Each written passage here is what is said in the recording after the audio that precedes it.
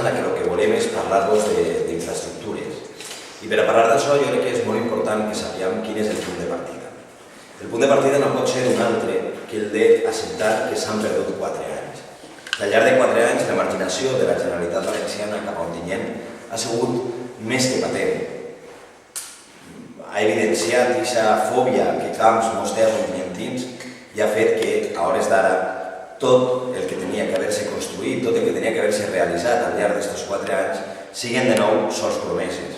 No és una cosa que diga jo, és una cosa que el mateix Partit Popular diu a la seva publicitat. Si vegem, per exemple, quan parlem d'esports, és evident que sols es poden treure imatges d'obres realitzades en base al Pla E, un pla d'un govern socialista, del govern central. Fiquem també una imatge de la gespa artificial, no sé si es referiran a la gespa artificial que hauria d'haver-nos pagat la Diputació i no ens va pagar. Si anem a parlar del programa en matèria d'infraestructures, ho tornem a veure. Quan parlem de realitats, cas de la Biblioteca de Sant Josep o cas de la plaça de Sant Domingo, en aquests casos parlem sempre d'obres financiades per un govern socialista a càrrec del PLAE, perquè quan parlem d'obres que hauria de fer la Generalitat, al PP no li queda més remei que o bé fer-se una foto amb un cartell o bé pintar el futur pont i el futur CEA. Obres que estan en marxa i que esperem que quan acaben les eleccions no les paralitzi el PP, esperem que continuï fent-les. I el mateix ens passa en matèria sanitària. En la propaganda s'atreveixen a dir el nou hospital una realitat. Suposem que ha falta ficar una realitat virtual, perquè el que fiquen al costat és una maqueta, perquè és tot el que tenim després de 4 anys. De fet, tant és així que després de 4 anys el president Camps ha tingut que tornar a vindre a dir-li a la senyora Insa que tranquil·la que farà l'hospital, és a dir, a dir-li el mateix que se'ns va dir fa 4 anys. Per tant, el punt de partida, ja vos dia, és evident. Amb l'Ina Insa han perdut 4 anys durant els quals la Generalitat ens ha marginat de manera sistemàtica. L'Ina Insa sap perfectament que les realitats, les obres que s'han fet en aquests 4 anys en Ontinyent són fruit dels més de 14 milions d'euros que ha invertit el govern de l'Estat en Ontinyent.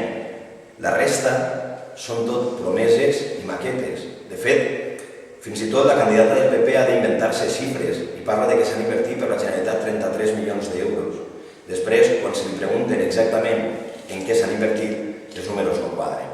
Perquè l'única cosa que sí que sabem que s'ha fet és l'Institut Jaume I, en un cost aproximat d'uns 12 milions d'euros i que és una obra que ja estava compromesa en l'anterior legislatura. Per això, en matèria d'infraestructures, els socialistes anem a defensar la dignitat del nostre poble i anem a defensar la dignitat d'Ontinyent exigint el deute històric de la Generalitat amb nosaltres. Un deute històric que és superior a 110 milions d'euros i que el Partit Popular d'Ontinyent s'ha negat a demanar a la Generalitat. Per a que vos feu una idea, fins en 3 ocasions, 3 vegades, els socialistes hem presentat a pleno una moció en la que el que demanàvem era que la Generalitat assumira aquest deute històric i programara aquestes obres, aquestes infraestructures. Doncs el PP s'ha negat directament a tractar-ho, ha votat en contra de que li demanem diners a la Generalitat. Però és que quan vam veure que en el ple no podíem fer-ho i vam decidir traslladar-ho a les Corts Valencianes, ens vam trobar amb la sorpresa de que cada proposta que el Partit Socialista feia perquè arribaren diners al nostre poble era votada en contra pel Partit Popular a instàncies de l'Ina Insa. És a dir, el PP votava en contra de que a Ontinyent arribaren diners. I això és la realitat d'estos 4 anys. I això és el punt de partida. Per tant, en matèria d'infraestructures exigirem, com ja hem avançat, tant en matèria sanitària, l'hospital sociosanitari, en matèria d'educació, és indispensable que es faci ja el pavelló d'infantil del Bonavista, que es remodeli i s'amplia l'Institut de l'Estació, que es construïsca el nou conservatori, que els terrenos estan des de fa més de 4 anys, des de l'anterior legislatura, que es construïsca la nova escola oficial d'idiomes. És necessari que els accessos a l'hospital i el desdoblament de la CV 650, que si se'n recordeu, com us van dir que ho pagaria la Generalitat perquè amb diners del Plan Confiança es pagava el pont de Sant Vicent, es paguen, perquè el ben cert és que en el pressupost de la Generalitat per a aquest any aquests diners no apareixen.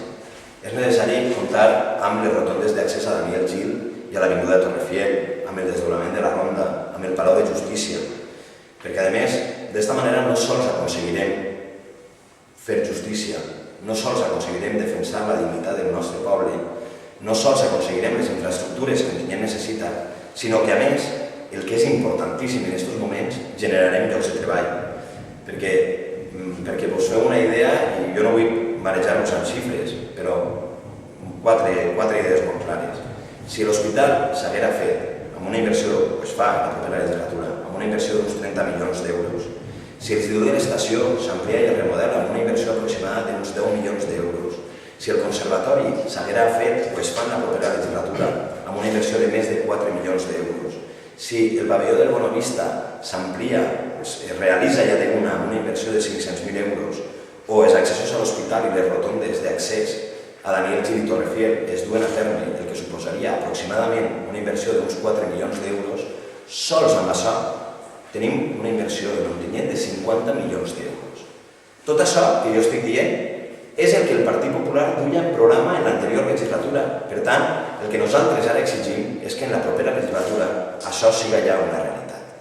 Perquè si tenim present que amb 6,5 milions d'euros aproximadament el primer pla del govern espanyol es van crear uns 400 llocs de faena fent una simple regla de 3, arribem a la conclusió de que aquesta inversió suposaria en Ontinyent la creació de més de 2.000 llocs de faena de manera continuada al llarg de tota la legislatura.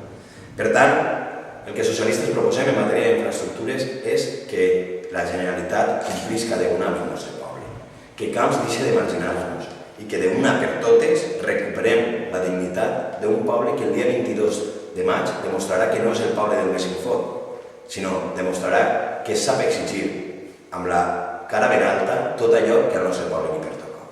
Moltes gràcies i si teniu algun dubte que te l'esperem.